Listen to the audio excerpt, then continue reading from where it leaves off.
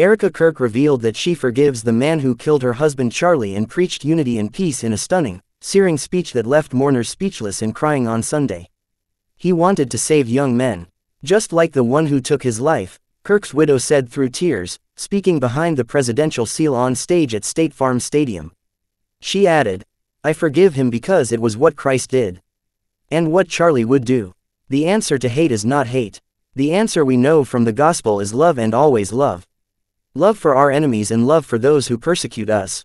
Wearing all white, and choking back tears as she slowly approached the podium on stage to applause, she told the crowd of more than 70,000, with an estimated 130,000 more outside, "God bless all of you for coming here from all over the world to honor and celebrate my Charlie. When you say, 'Here I am, Lord, use me,' God will take you up on that. And he did with Charlie," she said, dabbing at her eyes with a tissue.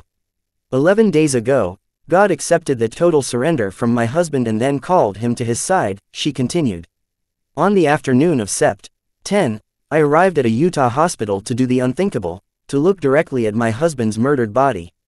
I saw the wound that ended his life. I felt everything you would expect to feel. I felt shock, I felt horror and a level of heartache that I didn't even know existed," she said mournfully. "But there was something else, too. Even in death I could see the man that I love. I could see the single gray hair on the side of his head, which I never told him about. Now he knows, sorry baby." She said she saw on his lips the faintest smile, which she said revealed a great mercy from God in this tragedy, and said at that moment she realized he hadn't suffered. In a stunning moment, Erika proclaimed that her activist husband was ready to die, and explained what she meant. She spoke glowingly of his work and legacy. He named his organization well. He knew things were not right with America, especially with young people, and that they needed a new direction, she said of the Turning Point USA founder.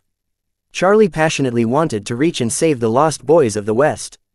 The young men who feel like they have no direction, no purpose, no faith and no reason to live. The men wasting their lives on distractions and the men consumed with anger and hate, she said. When he went onto campus, he was looking to show them a better path and a better life that was right there for the taking. My husband Charlie, he wanted to save young men, just like the one who took his life. Then she spoke directly of her husband's accused murderer, Tyler Robinson. That young man, on the cross our Savior said, "Father, forgive them for they know not what they do." That young man, I forgive him, she said as the audience rose in a standing ovation, many of them in tears.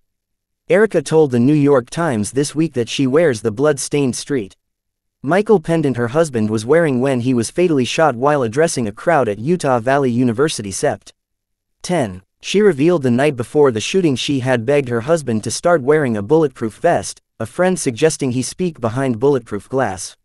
Not yet, Charlie replied optimistically, adding that he was confident in his security team and the additional measures being taken at the university.